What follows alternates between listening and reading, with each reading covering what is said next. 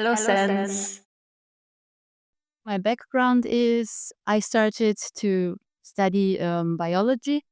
So I come from a biology background, and within the studies, I discovered circus, and so I came into the world of circus. I studied contemporary circus in Italy and then in France, and the serialization, which for me was hand balancing and throw dance and working with materials and objects. I started to develop more a choreographic and interdisciplinary approach within the last 4 or 5 years. So since then, I'm working with kind of performative and choreographic settings. I mostly work co-creative, so I am a lot of times working together with people to create performances or installations, but more in the video area, and the installations are mostly traces of the performative actions. Hello, my name is Ava Binta Giallo. I'm a visual artist and I come from a painting background.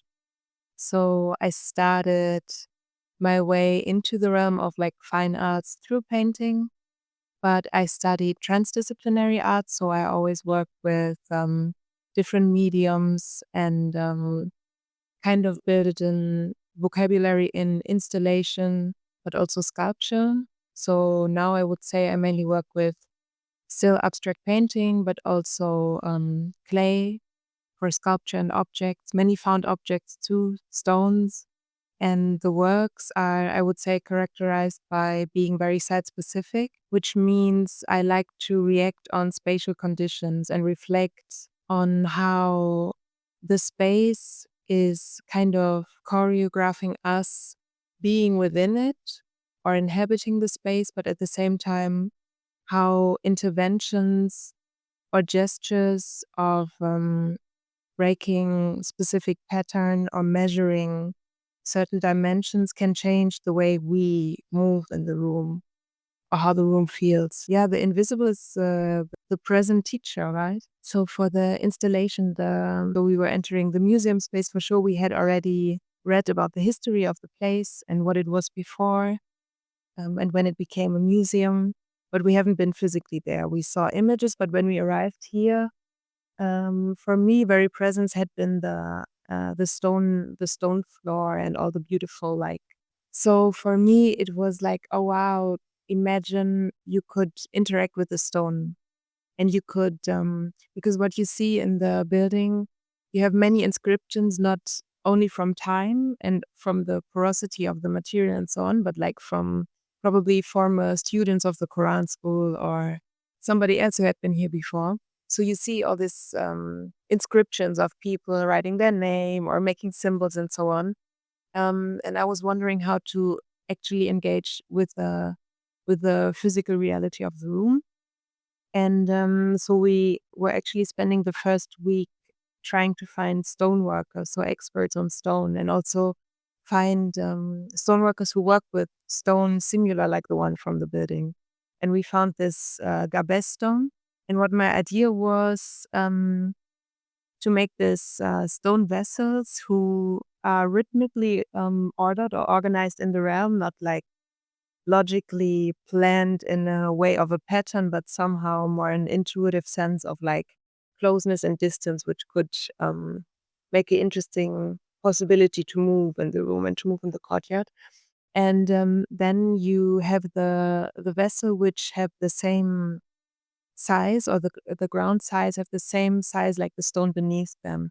So for me, it's and that's what I meant before with storytelling.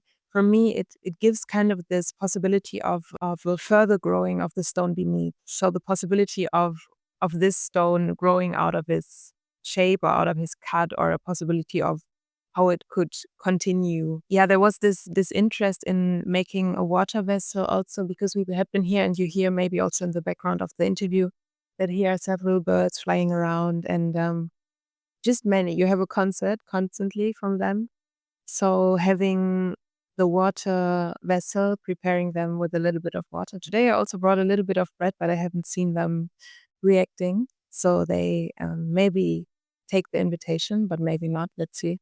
yeah, but this was the main intention to comment or work with the space and actually don't make a huge intervention or change, but work with a similar material. Yeah, maybe allowing new perspectives or new ways of understanding or being in the room, which could be familiar for a few people coming to see the exhibition. Yeah. For me, it has been the first time I have traveled to this country, to this city, and let's say the first thing for me was to experience and to be kind of okay. I'm here in a new context, in a new country, in a somewhere where I'm not speaking language of. Like why I say this is because like site specific work also for me means basically as I'm working with the body, experiencing the place, the materials, as well as the humans. Because so I was kind of busy with that processes, and we had first 2 weeks the possibility to discover also the permanent exhibition fly here, which and as well we had the possibility to discover I hope I'm saying this right, a wool associate like an old wool fabric an association where wool and len is being produced. And by being here and also, by having seen the permanent exhibition, the clothes, the materials and so the materials from the clothes and as well the materials of the stones, like the materiality of the stones. I wanted to bring those elements together, like and try to see how I can work with that. And so therefore I choose to work materiality based, meaning because I didn't felt my right to comment on something because I mean like I just wanted also to discover and like so the question for me is a bit difficult, but I think what my work kind of reflects, so what the intention is basically in our relation to materials and the traces we leave by touching materials, by using them, by producing things. And we work with it's kind of a mask. It's kind of a wool. I have like these long wool hairs um, which completely cover my whole face, and also I don't see, so I allow myself to perform blind, which is not so easy for balance and for sensorial, but it allows me to sensorize much more. So I think I want to engage in kind of feeling more, and like kind of the world we live in sometimes feels so fractured and eroded and kind of rhythm we are in. So I want to invite people to feel their bodies, to and also myself while performing, to to be inside, but being outside as well. One big part Verena mentioned already, which is the permanent collection, which allowed us specifically to enter deeper in the knowledge of the cultural history, but also the use of materials and the practices of the artisans, specifically in the region of Gabès. Because what Verena also already said is that we have a huge language barrier. Verena speaks French, but I don't speak French, so there is it's more difficult to gain informations in the way we maybe used to read or talk, and then you know it and you can ask easily everywhere. But so from the process, for me, it felt like very much being dependent on these interactions, on these translations and explanation through gestures, through materials. For example, at the market, I found beautiful works which are actually, for example, they made the chains, and probably you know them, with out of herbs. So they mixed the different herbs to make the pearls, for example. Um, but for the procedures of explaining me, there was a very old woman who explained it to the man in the shop, who then translated it on the phone and showed me the YouTube video to explain how they make this beautiful jewelry.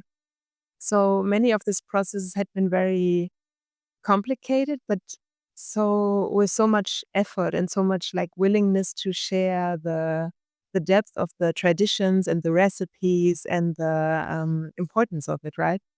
So this would describe kind of the approach to engage here or kind of navigate within Gabès, but also where we lived for the first 3 weeks, because the residency is for 4 weeks. This is the last week now. We lived in a very central area, but also it was a very tiny street. So I think the second day the kids knew, okay, we live here. They were always running in front of the house, and we kind of already lived in this very family-like neighborhood. In video and live performance, for me, they are both working together. And I started actually already a few years ago to, work a lot with video as a research method and as a process-based method, but also as a way of giving different attentions to certain details, which within live performing is not possible. And where I find that the both materials, performance and video relates really beautifully, and also they, for me, have kind of an important dialogue in my work, both as a method of creation and encounter with what is there. Because, for example, you know, performance is, something really, live performance transcends. Like, it's a trace and then it's gone. Like, if you are not filming it or picturing it, it's not an object. It's not something which this sensibility and this fragility of performance cannot, and it's not the idea of video to be translated fully or the same thing, but to have another form of dialogue with video and with sound research and and giving different times to things. For me, my work is important, and I also really enjoy